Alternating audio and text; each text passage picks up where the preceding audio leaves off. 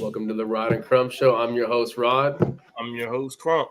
Today we got a special speaker. His name is Brad. We go to church together. He's a cool dude, and we're here to talk about abortion and the current cabinet picks for the Trump administration coming up in January. So what's going on, guys? How you guys doing? Good evening. Yeah, hanging in there, bro. There you go.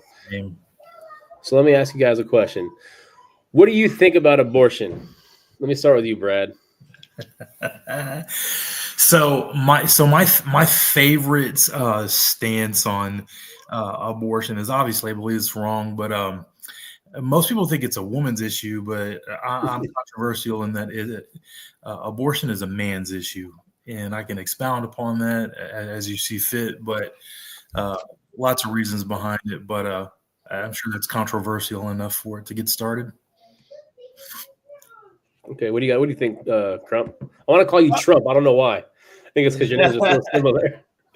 But no, for me, I'm a little bit more. I would say, I don't know you personally, Brad. I've seen some posts on my page on Facebook, and I appreciate the participation. Yeah. And keep it going. But I think out of what I've seen from you and knowing Rod for years, I'm a little bit more socially liberal. I'm more that liberal on the libertarian side. But I do consider myself pro-life. However, I do believe there should be exceptions. I don't believe abortion should be a form of birth control. But I do believe in the cases of rape and incest, I do believe that the woman should have that decision to whether she wants to carry that pregnancy to term due to the circumstances. Now, I understand it's not the actual child's fault, but I do feel that if you get raped, or if you get raped by your dad or your brother, that's pretty hard to say you should have that. The government should force that woman to have that child. But other than that, I am pro-life. Yeah, I'm pro-life, and what's interesting is that to the best of my knowledge is that whenever a woman goes to have an abortion, she has to put the reason, and most of the time she doesn't put one. And if you want to go by the reasonings why, so let's just, you brought up in case of rape as an incest, that is by far the absolute lowest reason that's ever given. So I can see from a logical or a secular point of view that let's entertain that part of it, because most of the time, let's just agree that we're getting an abortion because we were irresponsible. Any way you want to slice it. So, but just because I have personally known somebody who was raped, conceived, and had a child, and that child is an amazing human being, and it would just be unfortunate to see because of whatever reasons you want to plug in. I think it's a man's issue, though, because I think if we just make better men, we wouldn't have this issue. If men would just stop sleeping with women irresponsibly, then we wouldn't have this issue. Right. If men wouldn't rape women, we would not have this problem. So any way you want to slice it, more responsible, better men eliminates that. If men are only planning to sleep with and have children with their wife, we don't have this issue. Mm-hmm. I appreciate that. And I've also said that we do have a responsibility issue in this country where people don't want to take responsibility for their actions. And I agree with you. Most reasons why people want an abortion is because they made poor decisions, not because they got raped by their father or by some random person. So I do agree. I agree with you 100%. I also believe that there's a double standard when it comes to people being responsible. Now, you just say it's a man's issue. I do agree with you on that. But it's also, I don't want that to take responsibility away from the woman, because at the end of the day, you made a decision to lay down with a man. Now, although it's the man's decision, I agree with you 100% on everything you said. It's also the woman that made that decision to allow that man to lay down with her. And because of that, I believe women need to start making better decisions. Men need to make better decisions who they lay down with, preferably their wife. Yeah. And women need to make better decisions, period, with who they lay down with, whether it's their wife or not, because we like to say, oh, these horrible dads out here, these horrible men, but you chose to be with that man. At one point, you didn't think he was a bad person. That's correct. And you're not wrong. You see, but the man leading by example. If we demonstrate what we're supposed to do, then it kind of sets the standard of an expectation, because if a man stands up and does and behaves and acts like he's supposed to, then that begets responsibility, because a responsible woman is going to be attracted to a responsible man. And then we have responsible children that are raised by responsible men that have attracted responsible women that have had children. And we create this culture that, hey, we're going to be responsible, instead of the culture of irresponsibility and, oh, I get a second chance because whatever, and you plug in the gap. So you're not wrong, and I don't disagree with you, but again, it's like we have to shoulder this. Like it is unacceptable for me to blame a woman for my bad decision. Mm-hmm. No, I agree. I just have an issue with society, because I've heard this a lot, not me personally, but I've heard this from people, especially the Black community, when a guy will say, I'm not ready to have a kid. I'm not ready. And then you'll hear, especially from women in the Black community, oh, well, you should have thought about that before you lay down. Correct. But then when the woman says that, it's kind of like people they can say the exact same thing while they're not ready. And that's why she's getting an abortion. People are like, oh, I understand. It's your choice. Well, I just don't like the double standard. So I agree with you. I'm kind of arguing a different point that you're not making. But oh yeah, no, I agree with you. Yeah, there's absolutely a double standard, because if a man makes a decision and wants to back out of it, well, he is irresponsible. If a woman makes the same exact irresponsible decision, well, she's just a victim of circumstances. Mm-hmm. So that's double. Yeah. So any way you slice it, I have an issue with it. I have an issue with it because men are not responsible. I have an issue because women are too. But who am I to rebuke somebody that I can definitely speak man to man and say, be better. Right. So, and you're not wrong, but there's absolutely a double standard. Absolutely. So what do you think about the last 2 years when Roe versus Wade was repealed, and now it's leaving it up to the states? Or do you like the fact that the states are doing it, or do you believe there should be like a national abortion ban or something like that? Well, I believe government is way bigger than it was ever intended to be, and government's always trying to snatch as much power as it can get. And let's give it up. The 10th Amendment gives the states their own rights. I think that the states should have that authority. Like if we're going to be a nation, run by amendments, then let's let the amendments stand on themselves, and the federal government should stay out of it and let the states do it. I think it's a victory. It's not quite the victory most would like to have, but it's progress nonetheless, because it has stifled the progress, or if you want to call it progress, the practice of it in some parts of the country. So we have to take these victories and we have to celebrate them. Right. And I agree with you on that. I don't know where I heard this, but I'm pretty sure, I mean, you could back it up, whether it's accurate or not. But since Roe versus Wade was repealed, and since you had a lot of states like Texas, I want to move back so bad. I live in Jersey. I want to move back to Texas so bad. But states like Texas and other predominantly red states have really outlawed abortion. In most circumstances, you have seen, people, pregnancy rates going and pregnancies being, how do I say this right? Full term pregnancies going through the roof, which I think is a good thing. Yeah. I think it's a good thing. And I don't know how people can say, oh, this is a horrible thing. Like at the end of the day, man, like children are a blessing. And right. I have kids. You have kids. Yes. Rod has kids. Like, yeah, kids are a blessing. Like, they have the opportunity to be a godly heritage. You can make them what you want for them. And they're a blessing. So when you have kids, you have joy. I mean, you have loud noises and you have stresses but it should especially as a father, it should inspire you to be a better version of yourself because somebody's counting on you now. And traditionally, men that are shouldered with responsibility tend to do a lot better because there's an expectation. It's no longer about me, and that's that parental thing that should kick in. Mhm. Yeah, the red states, yeah, the abortions have gone down, and I see these commercials and it's just laughable. There was one during the Ted Cruz caused so much of a problem for my family because we had to go out of state to get an abortion. Like, well, keep your pants on. You don't have to drive so far. Like, Right. it's not that simple, but it's like, why is it Ted Cruz's fault that you were irresponsible? It's like we have this. I want to pass the blame. So, Yep. yeah, like put it on the states. The states have rights. The states should make the decision. The federal government needs to just keep us safe and mind their business.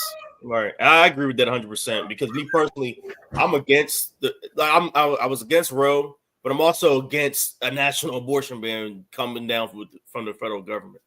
So, What's really interesting about Wade, it was passed in Texas, unfortunately, in 1973, but the landmark case that gave ground to it was Griswold v. Connecticut. It happened in 1965, and Planned Parenthood was involved in it. Like imagine that. Like Planned Parenthood has been around for over 60 years. It's incredible.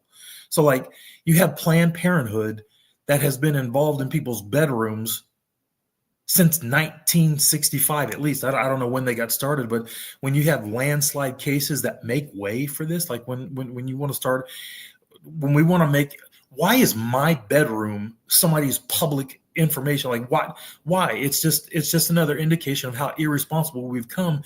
It's 1965, that's shameful. And then 1973, giving way to Roe v. Wade, like over 40 years of child sacrifice. You can call it whatever you want it, but at the end of the day, there are some third world countries that don't even practice this barbarism. right.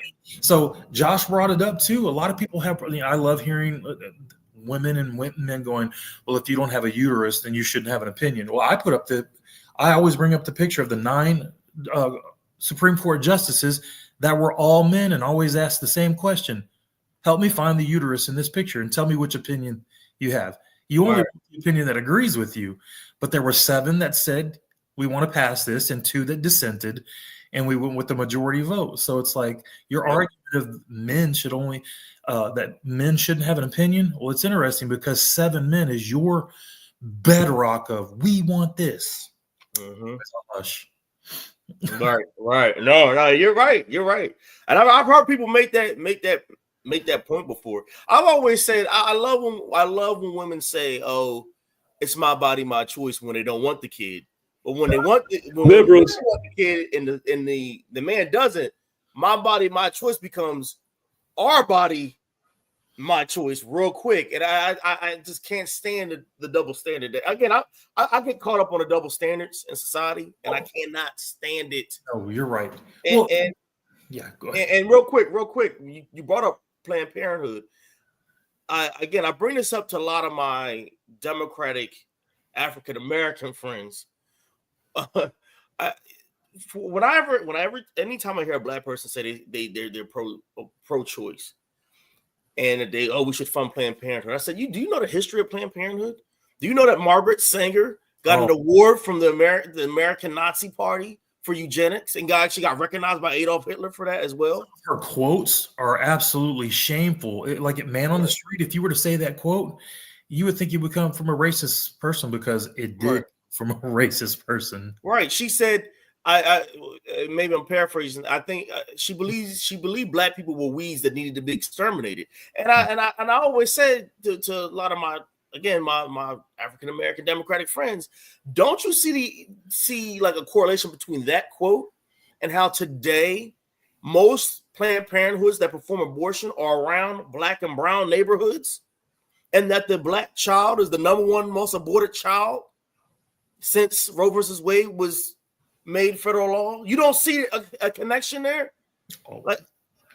I know exactly what you're talking about, but I have to be careful about making points like that in arguments because some would have more freedom in that area than I would because but here's something that's interesting. You bring up the double standard, like my body, my choice. When when the baby is not wanted, the woman will scream, "It's my body, my choice. I don't want this." You know as well as I do, there are women out there that make a professional living out of seeing how many men they can get impregnated by, because it's child support check here, child support check here. So having children becomes a business, and it's my body, my choice, because I don't want to go to work. I want a man to take care of me, and then I will hold his children hostage for that dollar. Mm-hmm. Yep. I've seen it. I've seen it happen with a lot of guys. And, I don't usually talk about my personal life, but, my sons, they live with me. Me and their mom have a great co-parenting relationship. There's nobody. I don't hold my kids, as pawns. When I was living in Texas and she moved back with the kids, she wasn't using them against pawns like me, or against me rather. And I can't stand when I see that stuff, and I feel bad for the kids, because these moms. I heard a story. One guy said, "My mom would not let me go with my dad, but my mom told me she doesn't want me." Mm-hmm. But the reason why she wouldn't let him go with his dad is because she was collecting a check from dad. But the guy said to his mom, the guy said, "My mom would tell me all the time, I don't want you. Yeah. But you're not going with your dad." I mean, it's unfortunate, but here's the thing, though. If the roles were reversed and men were holding their kids hostage from their women, ooh, man, there's all these double and triple and quadruple standards out there that we find in they're not comfortable talking about it, because it calls them out and it exposes them. Right. And all of a sudden they become the demon in the party that they're trying to.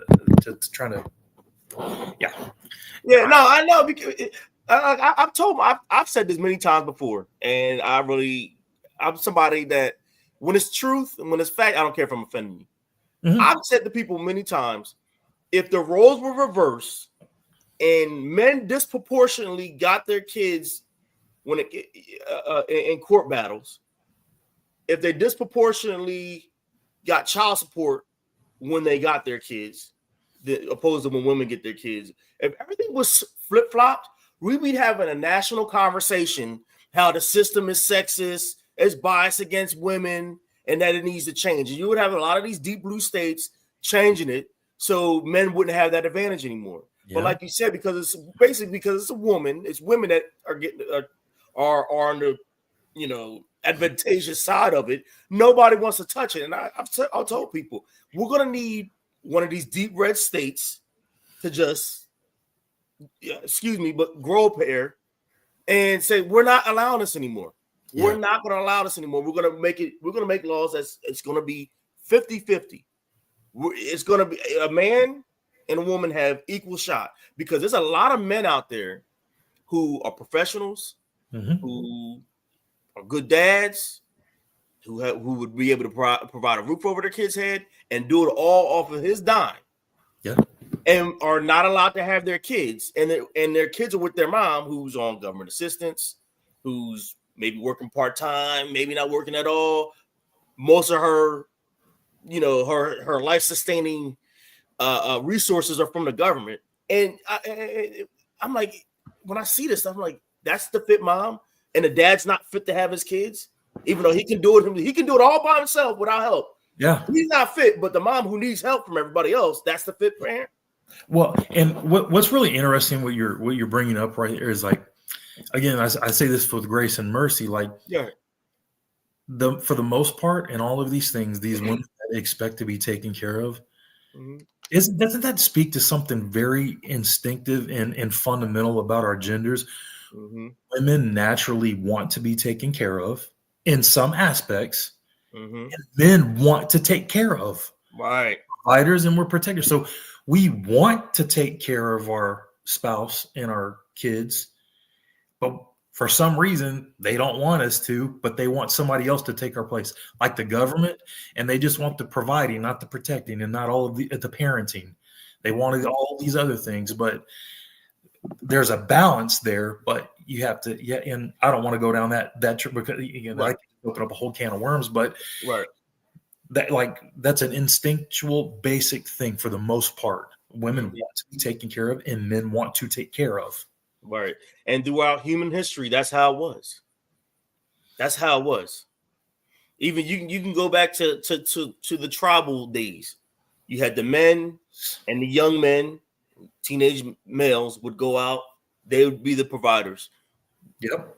The women, the older women, they would stay back and they would take care of the kids. They would take care of the village. Yeah. I don't know why a lot of women, I'm not against women working. I have my girlfriend, she works. Mm-hmm. I'm all for it. But I don't know why a lot of women look down on being a stay-at-home mom or a homemaker. That's an important job. It is. It is the most important job. Important role. That the second most important role that she can play. Like if you want to look at it from that point of view, like there's nothing, like they are shaping their kids' minds. Like they are showing them how to live and how to love and how to lead and follow. Like it's foundational. Mm-hmm. My wife and I, we invested in her staying home in the early stages of our kids' lives because it shaped who they are and the type of people that they will become. Like we build the house, they make it pretty. Right. Right. I mean, and I'm not saying, I don't mean that in an ugly way, but but my wife will tell you, like, I hate the women who fought for our right to go out and work. Like, I want to stay home with my kids and stay home and take care of my house and make sure that everybody in this home is comfortable and like they're homemakers. Like there's something like it's the Proverbs 31 woman. Like she makes it work and makes everybody else be taken care of. Like that's a very motherly, feminine thing. Wow. Rod, you wanna interject? I know you got a lot of noise in the background. Yeah, my apologies. I'm sure you heard some of it, right? You good, man. You good. I know. I was there, man. Like I don't have little kids that their age anymore, but I know. Yeah, it's wild. So I mean, I missed a little bit of it, so that's my bad. So I'm a tiny bit lost in the sauce, but I'm picking back up a little bit. I did hear the Proverbs 31 woman. I brought it up right here. I don't know if you guys can see it too good or not, but I do have a question for the both of you. What do you think about male homemakers? Well, I will say this real quick because you could really say my dad was a male homemaker because I was born in 1988. My dad had a severe stroke in 1991. The town, he used to work public works. I mean, he used to lay roads. He used to do all of the trash man. He did all that stuff for the Bronson City. And he was forced into retirement. His doctor said, "Hey, we're going to force you into retirement." So my dad was home with me from 1991 to 2010, and my mom went to work. Me being the male, I was grateful that I had my dad around 24/7, especially during the summer when it was just me and him. All my other siblings, they were older. My sister lived with us, but she was older than me, and she was always out. And my other siblings, they were way older than me, never lived with me. But I don't have nothing against it. And I guess there's a bias because my dad was that. But he had no choice. They forced him into retirement. So. Oh, so he was still making money though, just chilling. Yeah, he was making money, but it was so he was getting Social Security and disability. But my dad was still he recovered. I mean, I'm going off on. I usually, I do this. I'm going off on. But he couldn't walk for a long time. He had to learn how to walk and write, and he did all of that, and he was fine. So my dad did a lot. He showed me a lot. How to be a man. My dad was old school. He was born in 1935, so it was that old school way of doing things that was instilled in him. Yeah, my dad. I'm telling you, my dad was like older than some of y'all grandmothers. He's like my dad's age, bro. My dad was born in 44, so but my dad's dead now. So yeah, I make jokes of death. I'm the oldest one here, and I had the youngest dad. My dad was born in 46. He's passed on since then, but dad's being a homemaker. We don't have to have titles. We're supposed to come in and make up what needs to be made up. When we look at the vows for richer, for poor, and in sickness and in health, and in good times and in bad times. Like there are seasons. Like we need to be able to do everything.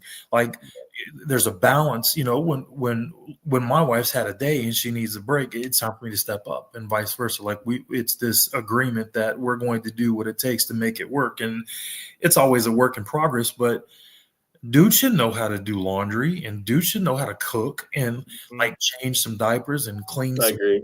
And like why do we have to label everything and prioritize and put it like if it needs to be done, then do it. Right. Like, obviously, there's some things that I'm going to need and expect her to take care of. Mm-hmm. And there's going to be some things that she's going to need me to take care of. That's why the roles are different, but they're not as different as everybody wants them to be. Right. Excuse me. No, I agree. I agree with that 100%. 100%. My dad used to tell me, so my dad was a great cook, and his mother taught him how to cook. And my dad, he would always make the roles. If you want to, put these roles on, it was reversed. My dad made sure the house was clean, food was always cooked, and he loved to cook. Oh, and my dad's mom told him, you need to learn how to cook. Yeah. Because you may find a woman who does not know how to cook. Correct. That's correct. Hey, my dad worked in the oil field for almost 30 years, had like rough, tough hands, and then man would come home and make baklava. Wow. And make like right. These cakes that like you would pay a professional baker. Like the guy made everything. God bless him. The only thing he couldn't make was biscuits, but he can make everything else. And cooking and baking and barbecuing and grilling, those are all completely different things, but you know how to do them all. So it's like, again, why do every home is different and it has its own flavor to it. But at some point in time, if you want something done, I don't want to have to rely on somebody else for everything. Right. And Brad, isn't it kind of interesting? Like our fathers were blue collar guys. Yeah. And they were able to do things like bake a cake. Yeah. The things that we think are very soft and, Oh, but here's the thing. Like, I love cooking too. Like, I love cooking. So it's, but there's a lot of things. Like, I mean, I'll sit around the house and I got 3 daughters and I'll hang around and goof around with them. But if somebody walks in my front door, they're gonna have a hard time. They're gonna have a bad day. So it's like it's knowing when to be masculine and when to be soft. It's like that. We have to have that balance. Right. So yeah, man, homemakers, if something comes up and needs to be taken care of, then do it. And the caveat off of that, because I have my 2 stepdaughters. Well, I've raised them since they were little. They're 12 and 14. But I've been in their life most of their lives. And when you said there's a time to be soft and the masculine, like I'm learning that now that I have like a preteen and a teenager, because for most of their lives, I was always like soft and they always want to be under me and, play around and stuff. But when they get older, especially with girls, they start doing this. And then now you got to you have to be that masculine. And now you got to be like, hey. Well, it's a good thing because they have their own, when you realize that they have their own free will, they have their own thought process, they have their own personality, and you can value that. They don't run the home, but we do ask them for their opinions. Sometimes, if we were going through something as a family, I'd say, no, hey, what would you do in this situation? Here's what I'm looking at. We can do this, this, this, or this. And here's pros and cons of this, pros and cons of this, pros and cons of this, and pros and cons of this. What would you do? And see what they say. Right. It's sharing that, hey, listen, it's not as black and white as you think it is. And unless we want to go down this road, I need the same savior they do. They need to understand that they're going to have to figure these things out. And we didn't hide everything from them. We were very real with them about real life. Yeah. Every detail in the world, but why do we have to fake? We don't, because we're setting them up for failure. So my daughters to have an opinion. Yeah, absolutely. I'm opinionated. They get it from me. Right. And that's good, because I even this morning with my son, he always my youngest son always likes to have breakfast before he goes to school. So every morning I said, all right, well, I know because he's short. I'm like, I know you can't reach cereal, but you can reach the milk. You can get a bowl. You can get a spoon. Get that out while I'm getting your brother ready, your older brother ready.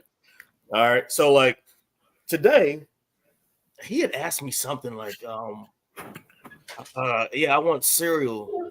And I'm like, okay. Like, and he's like, he was doing something. I don't remember the whole context, but I gave him a choice. Like, hey, choose what you want. Yeah. And I had this conversation with my girlfriend and other people. I said, look, I don't understand why parents, they kind of shelter their kids from everything. They kind of like do everything for them. And then when they're 18, they're adults and they're like, all right, well, figure it out. Well, you haven't prepared them. Like, right. You haven't prepared them. One of the things that I would tell my kids, like they would come and ask me something, and I knew it was something that they could figure out. I would tell them, what would you do if we were not here? You are not allowed to do anything that we have explicitly told you not to do. Disobedience and rebellion's off the table. You are not allowed to do those things. Outside of that, how would you solve this problem? Mm-hmm. Like, go figure it out. Like, let me know what you're going to do, because I don't want you to do something that's going to kill you and us. But like, if we weren't here, how would you solve this problem? And like, that's critical thinking. Like, that's problem solving. Like, there's a healthy amount of independence. So let them figure it out. Mm-hmm. Yep. And one thing, and now we're all in talk about parenting and stuff, but I like this. I like how this conversation is going. But especially with moms and with women, let your kids, when they fall, let them fall. Yes. As long as it's not dramatic and crazy. I'm not saying let them fall off the house, but if they fall down, don't go over. Oh my God. Let them. It's called coping skills. Right. Life will go on, and it's a learning tool. Yeah. I learned this. I was responsible for some of that. Or here's the other thing. I did not deserve that at all. That was not my fault at all, but it just happened. You know what? Life stinks sometimes. Mm-hmm. Life is just hard sometimes. Get over it. Yep. And I always allow my kids, from my oldest to my youngest, I always let them. I'll tell you, don't go over there. Don't do X, Y, and Z. And again, as long as it's nothing crazy, you make the decision. Now, when I yell at you, or when you get in trouble, or when you get hurt, a little hurt, don't come crying to me about, like my son this afternoon. Stop messing with the cat. Okay, so you don't want to listen. You want to get in his face. You want to, kind of, he's trying to relax. You want to hit him and stuff, tapping him. He scratches and he gets a scratch on his lip. He's crying. I'm like, I just told you to stop. What do you think? He's just going to let you keep beating on him? Like, he's handing out life lessons. Right. So now you're over here mad because you're bleeding. Like, dude, I told you to stop. I don't want my kids to be exactly like me, because I never listened to anybody when I was younger. Even when I was a child, a young child, I remember living in apartments, and this is how traumatic this experience was. What happened? My mom, the electric stoves with the coils that go in a circle? Oh yeah. My mom, she saw me looking at it. I will never forget this. I could go to that apartment. It's about 30 years ago. I could go to that apartment right now. I'll show you where I was standing. She said, "Don't touch it," because she saw what I was looking at. Yeah. And you know what I did? Touch it. I put my hand on it, burned my whole hand up. Menso. Do you think I'll ever touch that stove or any stove again? Do you think even at 36 years old, I'm still conscious about burning myself around the stove because of what happened and the pain I felt? That's learning through experience. So I think the best teacher, you should listen to people. Like, I try to give my oldest kids advice. I try to give all my kids advice, but especially them. Sometimes they listen. Yep. Sometimes it's like I can tell them when they're out the other.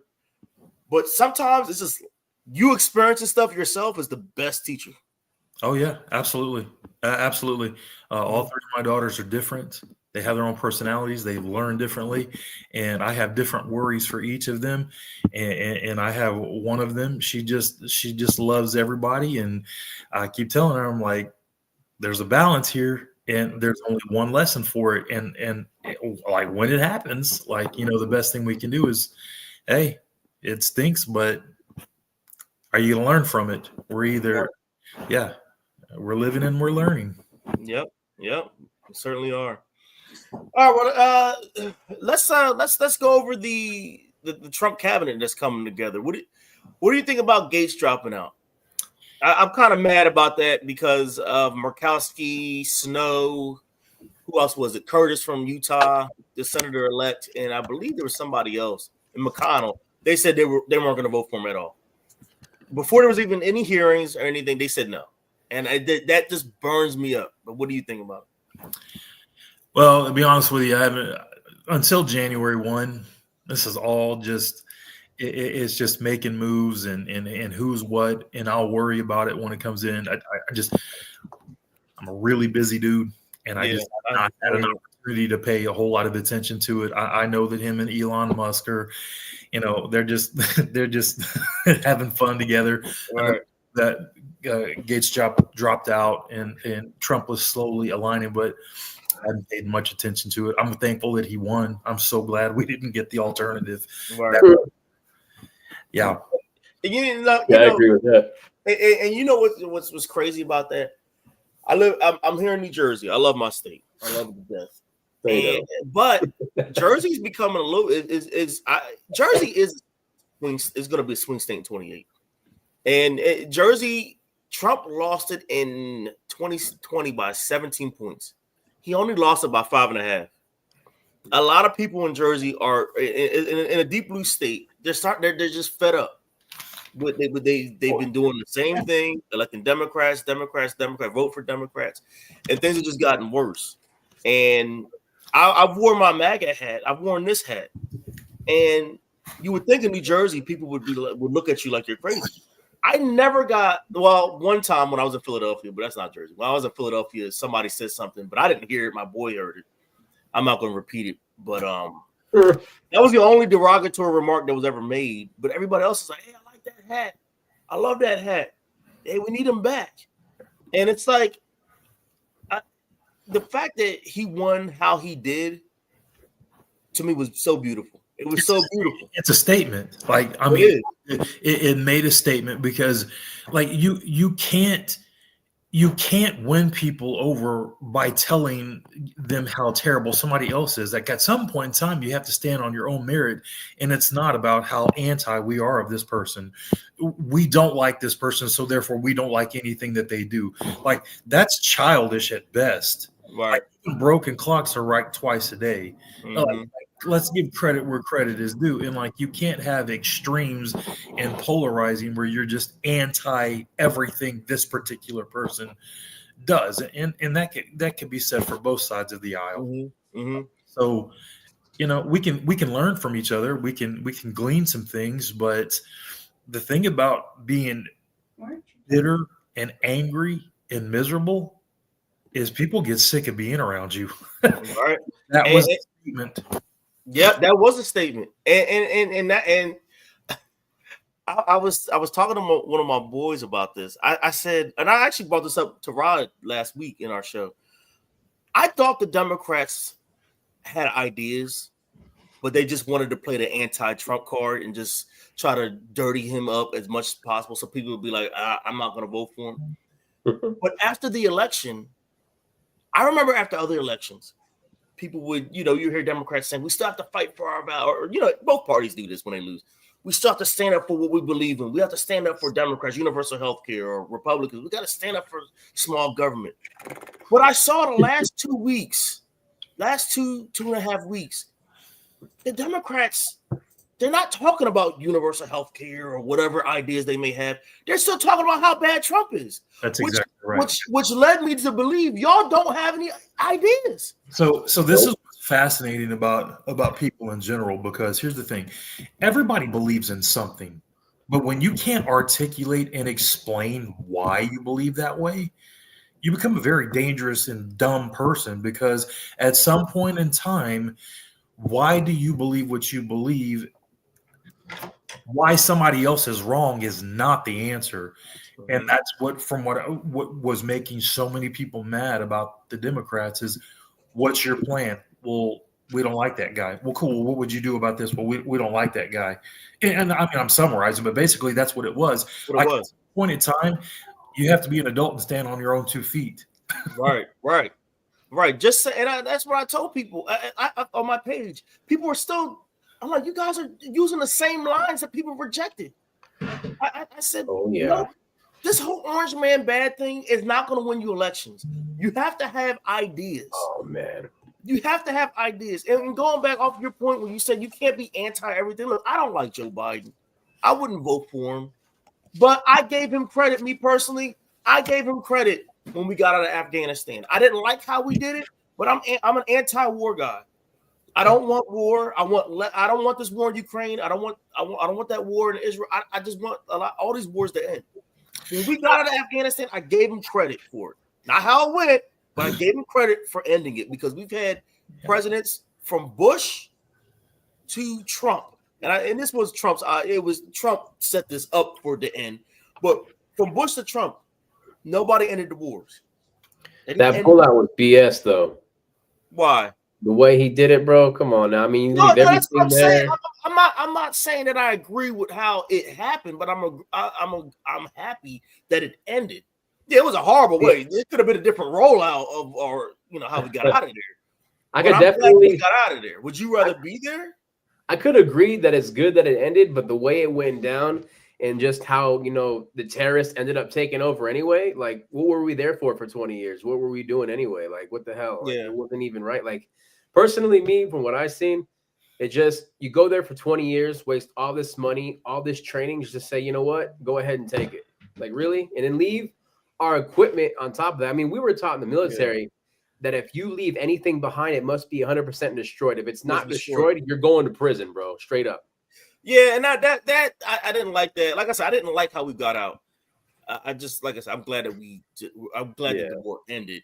But I agree with you. There were certain things that we could have done differently. Like, we should have blown up the equipment. If we couldn't logistically take it home, if it was going to be just a mess trying to bring it home, we should have destroyed it. Should have just had a launched couple missiles. F-15s go down there and destroy it. I hear what you're saying when it comes to, like, basically we fought the Taliban for 20 years and then we just give them the country. Yeah. back. Now look how crazy we're going. But you have to understand, Afghanistan was never going to be, some fledgling, some thriving, republic in the Middle East. They have to want it for themselves. Like, we can't. Like, you got to get off the crutches at some point in time. If not, you just like the crutch. And that's the thing. It's just. But again, it goes back to that. Like, we're just tired of fighting. At some point in time, you just want peace. And at some point, like, you get tired of fighting these battles that you just can't win. So, like, at what point in time are we just done? We're just out. But it was interesting. And I wasn't in the military, so I can't speak to this. But, like, you're taught, like, if we're going to leave something behind, or let's leave it to where it can't be used. But also, like, if we're going to go in, we are going in. And we are going to end this and be done with it. But that's the softness that our nation has become, because we want to be nice and loving and caring for everybody. But at the same time, you can't reason with people that are illogical and unreasonable. And some of those people that we're fighting are illogical and unreasonable. There is no other way but then to end them. Right. And I'm a firm believer in that. Sometimes, and I've said this a lot. Sometimes you can't negotiate with people. They don't want to negotiate. When you have people out there that want to kill you, and again, I'm pro peace, but at one point you have to be realistic. If they're trying to kill you, you can't talk to them. You have to kill them before they kill you. So how you get peace is, there's two sides of the same coin. Mm-hmm. If we disagree and it's not peaceful, then let's talk it out reasonably and logically, and we attain peace. But if you're coming at me and you want to kill me, there's only one way to make this peaceful, is to make it to where you can't do that. Right. And it's not going to be me giving you a hug and a kiss. Right. And that's why, and this is why I argue with people in the Israeli-Palestinian conflict. Again, I don't want to, I have nothing wrong with, I don't hate Israel.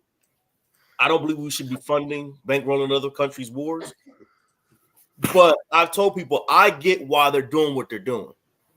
You can't negotiate with those people. You cannot negotiate with Hamas, a organization, a terrorist organization whose whole goal is to kill as many Jews and destroy Israel. Mm-hmm. You can't negotiate with that. That's correct. You have to eliminate them. That's exactly right. That's exactly right. There's only one way to make peace with that type of person, is to blow them in pieces. Right. But in order to do that too, because I was talking about this one of my leaders in the military, in order to, get rid of certain things like that, like if you want to get rid of like Hamas and whatnot, right? You'd probably have to kill 3 entire generations of people.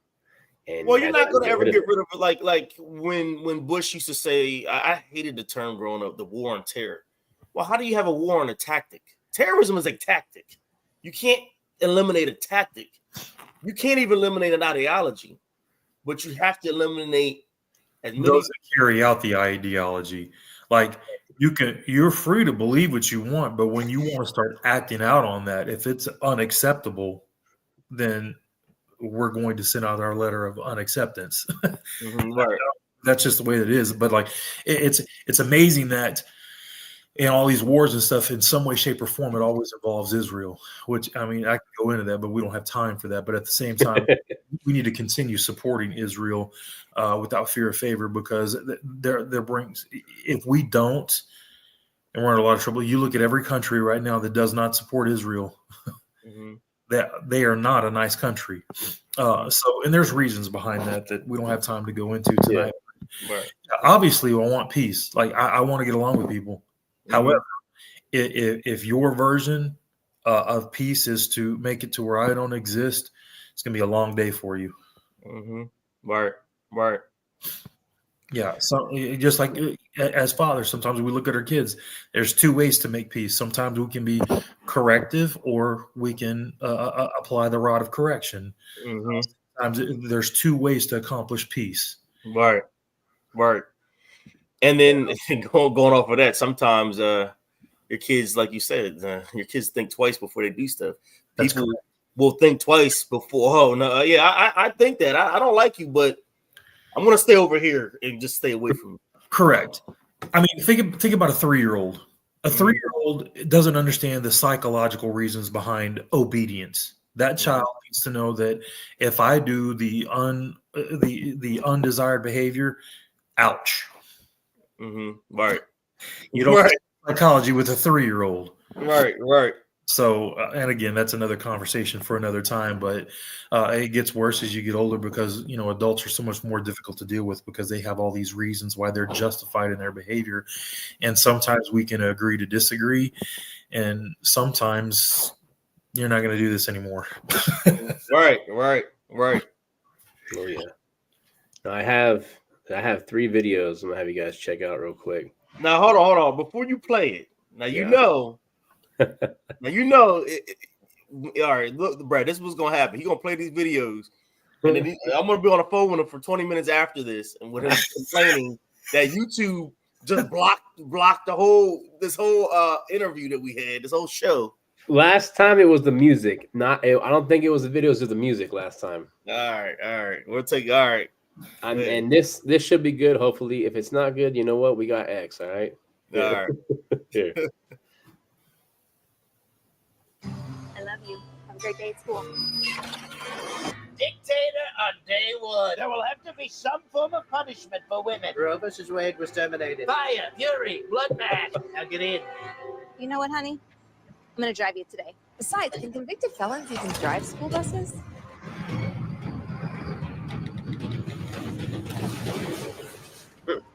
If you wouldn't trust him with your kid, why would you trust him with your country? There's that one, which I thought that one was funny. I just wanted to show you guys. I don't know if you guys seen that or not. Yeah, that one ain't gonna get you in trouble, because that's a commercial.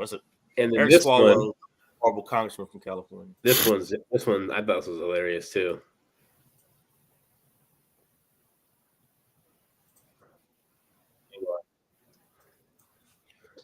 Excuse me. Matt Gaetz has long denied all allegations, calling the claims, quote, invented. and saying in a statement to ABC News that this false smear following a 3-year criminal investigation should be viewed with great skepticism, that DOJ investigation was closed with no charges being brought. We'll be right back.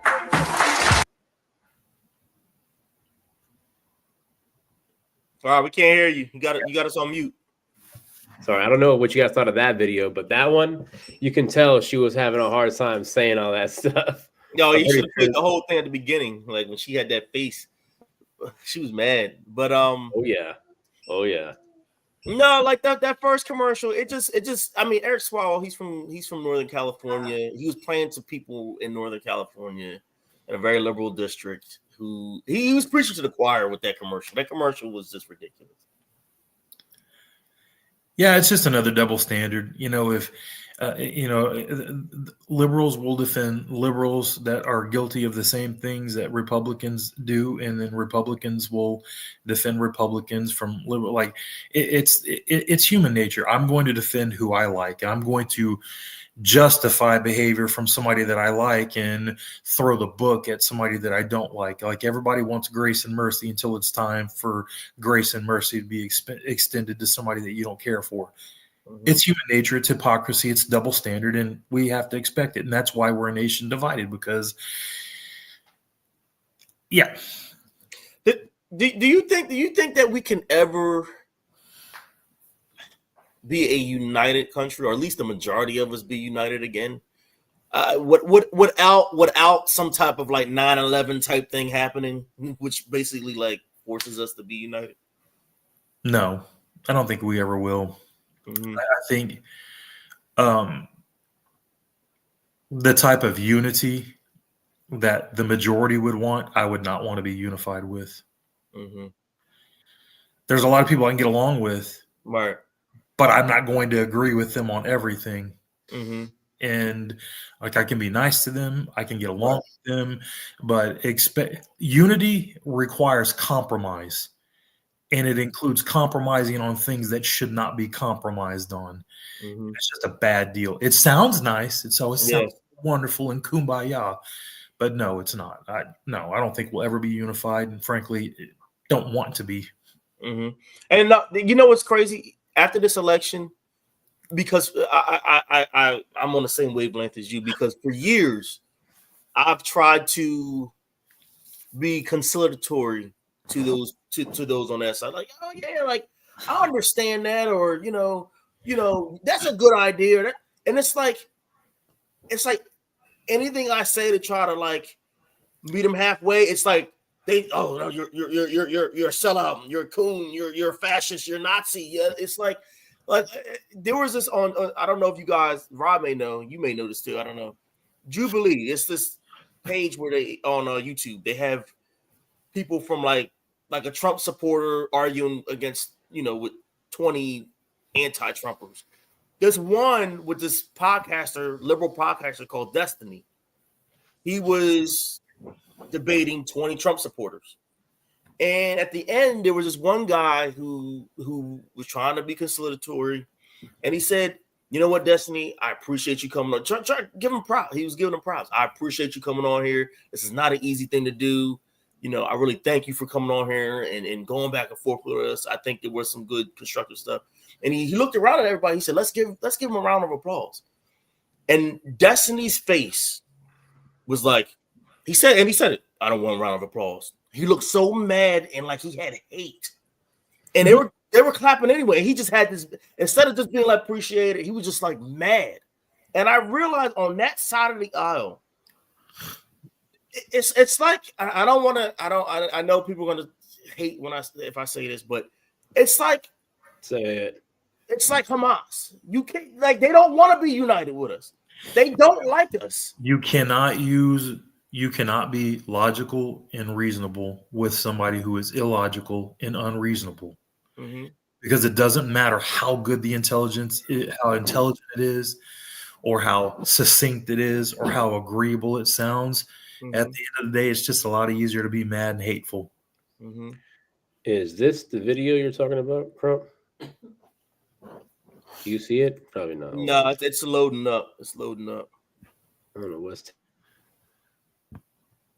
But while it loads up, yeah, I don't know where Rob went, but yeah, like I agree with you. I don't think we're going to be united country. I think, And sometimes it's just not even worth arguing. And like, yeah, I've heard a quote. It's like, it's hard to win a debate with an intelligent person, but it's impossible with a fool.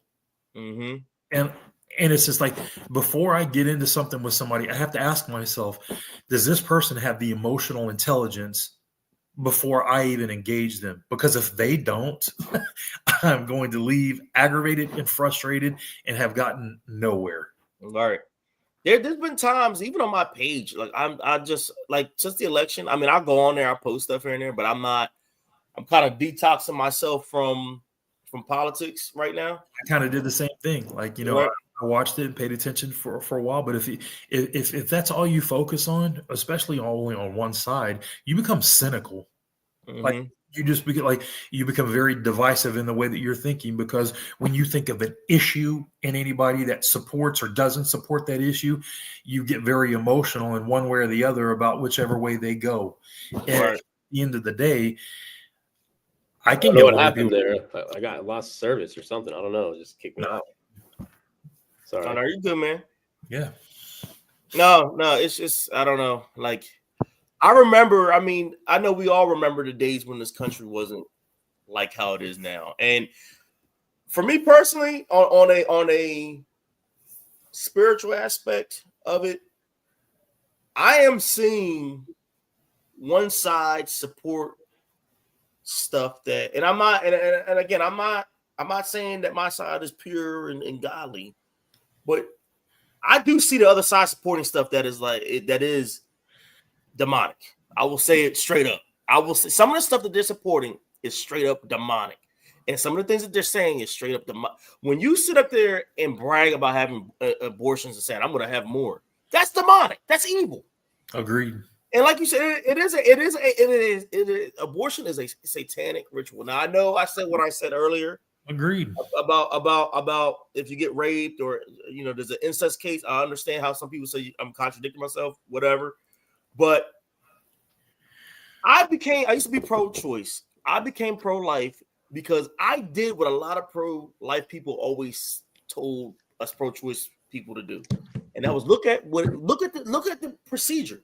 You don't. A lot of people, I don't think I think everybody, I have said it, anybody that wants to go through with it should have to watch what actually takes place, because when we soften what really takes place, we're really doing a disservice, because any way you slice it, like in the whole rape and incest, you're appealing to the lowest common denominator as the standard. And that's not that's not how that works. Right. However, if you look at those procedures, like you look at partial birth abortions and infanticide and those things, like if I say those words, most people don't even know what those things mean. But when you start peeling back the layers and how barbaric and disgusting that really is, it would change the nation. Mm-hmm. But they don't. But like they just, if we showed them what actually takes, well, that's too graphic and too gory. Well, it's good because out of sight, out of mind means it's okay. Right. Yeah. So it's cruel and unusual punishment.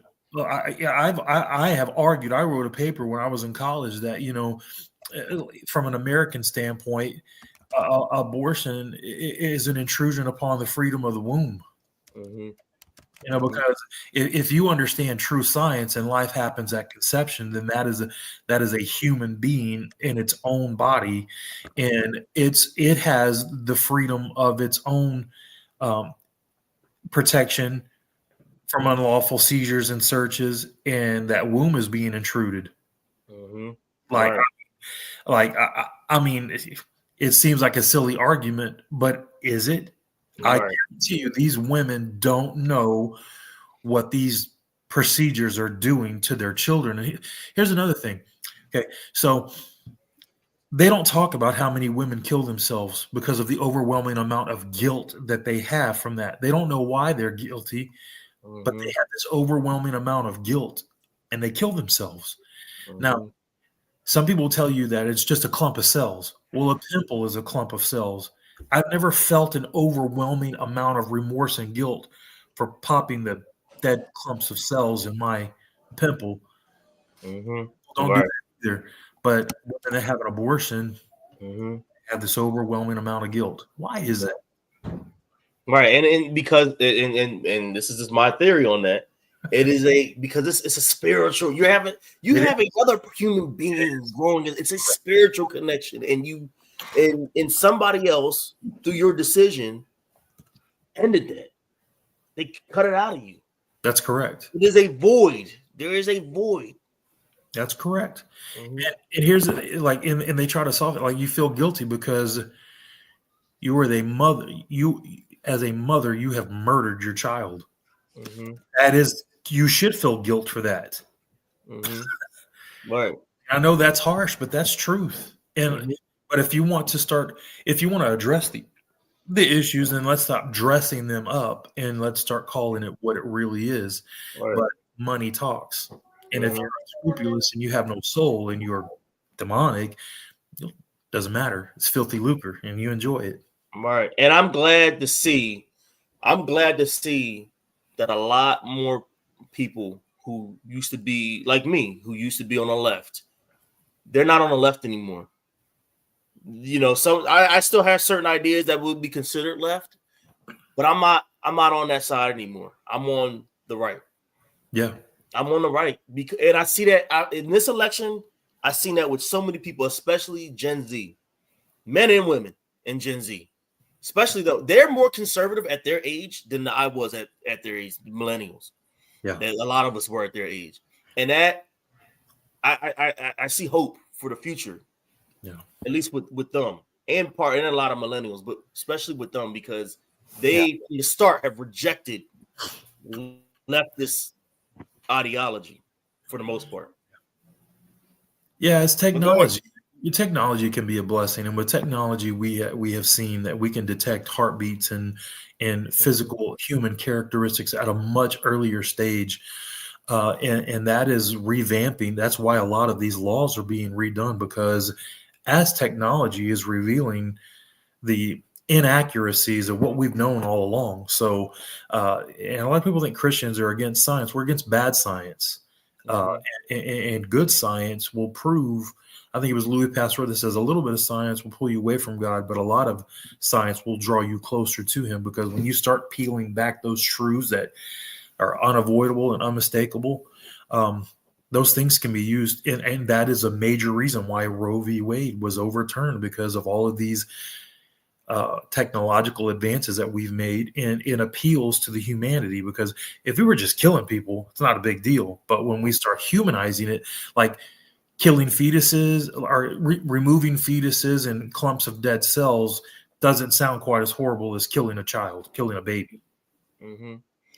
And with technology, when you can see, I've seen videos where they show when sperm goes into the egg and there's a flash of light. That to me, that's amazing that we can see that. Yeah, it's amazing. And I don't know what that could signify on a spiritual level. Maybe Brad, you have a theory on that? I don't know. I mean, we're fearfully and wonderfully made. I mean, we're made in the image of God. Okay, we're in Genesis 1:26. Let us, that's God the Father, God the Son, and God the Holy Spirit, make mankind in our own image. Mm-hmm. I mean, God is a miraculous spirit being that we're going to kneel before someday. So I don't know what it means. But I'm glad that I serve a God that I don't know everything about, because if I could understand everything about Him, then He's not that great. Right. You know, so I don't know what that little flash means, but I know that it's special, and it's indicative of how special life truly is. It's 23 chromosomes coming together with another 23 chromosomes and making 46 wonderful, beautiful chromosomes into a human life, a human being that is its own person. It's a soul. Mm-hmm. When we start calling things like that what it really is, it makes it a lot harder to kill it. Mm-hmm. Right. You're absolutely right. Hey Rod, you got Yeah, anything? great. You want to add anything before we before we wrap up? No, I definitely agree with everything. Yeah, man, it's crazy that I think it's crazy that people get abortions. I mean, I guess I could understand certain ones like we were talking about earlier, like rape and whatnot. But for people that just go out and they're like, "Hey, I had a one night stand with this chick, and now I don't want the baby, and she don't want the baby." For me, it's kind of just like, maybe you shouldn't have been so irresponsible. I feel like, states should be like, you want to be irresponsible, they should be forced to have the baby. Being honest, you have to have the baby now. You did it to yourself. It's your fault. You know what I mean? That's how I feel about it. Mm-hmm. I don't feel like it should be legal just for stupid reasons like that. Like, oh, you just don't want it because you don't feel like having a kid, but you went and had sex without a condom. All right, that's cool. I feel like, no, it's not. That's not good enough. But, yeah. And real quick, and then Brad, I'm gonna let you have the last word. Real quick. One thing that just disgusts me is when I see these, like on election day. So they interviewed this guy in Arizona, and they said, "Who'd you vote for?" He said, "I voted for Kamala Harris." And they asked him why. He said, "Because I have young daughters, little girls, Jesus, and their rights are being taken away." I said, no. "If you believe, what rights are you talking about? The right for your daughter to be irresponsible, You don't even know, and not take, and then not be held accountable for responsibilities, or be told, hey, yeah, you did this. This is your problem." Basically, what he was saying is that I kind of jumbled it up, but basically what he's saying is he wants to fight for the right for his young daughters to have an abortion. Why are you thinking about that for your little kids? These parents out there that they have these girls at these abortion rallies, and they're like 10 years old and they're crying. Like I remember when Roe versus Wade was ended, and these little kids are like, these little girls are crying, and I'm like, your parents failed you. Your parents failed you. Yeah. If you're 10 years old crying that you can't get an abortion one day, that's a failure at the highest levels. Many of your parents. Yeah. Go ahead, Brad. I'll let you have the last word. No, man, it goes back to my initial comment. Mm-hmm. Men have failed society. We're not what we're supposed to be. Like, if I'm devastated because some other whore has destroyed my daughter's bailout of being a whore, how could a father really be like? I mean, I know that's harsh, but at the end of the day, why can't I teach my daughter that she has the right to put a price on her that not every man can afford? Mm-hmm. And she has value, and not everybody should just be partaking in that treasure. agreed. I have failed in teaching her how valuable and precious and how she is, and I'm attributing another responsibility to a complete stranger. I like a lot of what Donald Trump stands for, but would he ever raise my daughters? Not a chance. Mm-hmm. I am going to raise my family. I am going to take care of my home and teach my daughters how to be. And so it's just men have dropped the ball and being responsible because we're just not carrying that in part. There's a whole other reason. We've been told for decades that it's wrong for men to think it the way that they think. Like we're supposed to conquer. We're supposed to go out and take charge and have dominion over the earth. We're supposed to conquer. Like we're supposed to want to go be guys and be men and do those things. And most women are attracted to those kind of men. I heard a liberal woman a few weeks ago talk about, I'm a liberal woman, but I want to date a liberal man, but I don't like how passive he is. Basically, I want him to be like manly. Oh, you want a Republican man then? Like this toxic masculinity looks real good and it appeals to your primal nature that you want to be taken care of and you want to be provided for and you want to be protected. So it's just so backwards. Like, why are we idolizing these politicians that are strangers that don't know anything about me or my daughter? Why should I care about anybody doing anything to my kids? I'm going to take care of them. They're my responsibility. Stay out of the house. and stay out of my daughter's bedroom. Right. And the easiest thing that politicians can do, including this guy, I don't need you to from the time I wake up to the time I go to bed to hold my hand. I don't need this guy to do it. I don't need anybody to do it. Just make life. Just protect this country, protect our borders, keep us safe, make the economy conducive. So whatever avenue I choose to go into, I will be somewhat successful depending on how hard I work. Yeah. And that's all I need. I don't need you to dictate every little part of my life. The government's not my idol. I'm not looking to the government for principles. I'm not looking for the government for protection. I'm not looking to the government for providing. I can get all of those things in my Lord and Savior, and from God. So if I'm going to depend on anything, that's what it's going to be. It's not going to be our government, because that's just not the way it's supposed to be.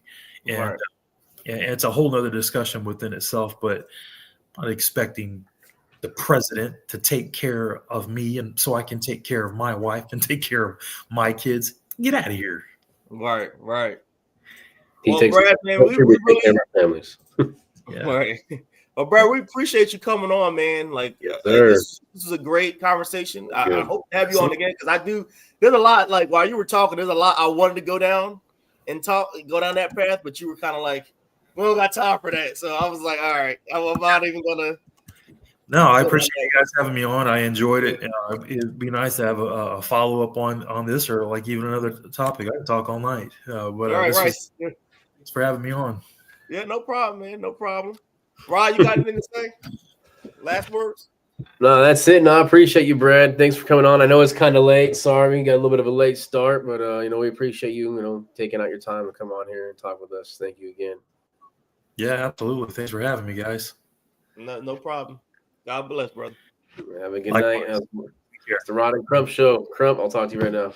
All right. Let me get out of here.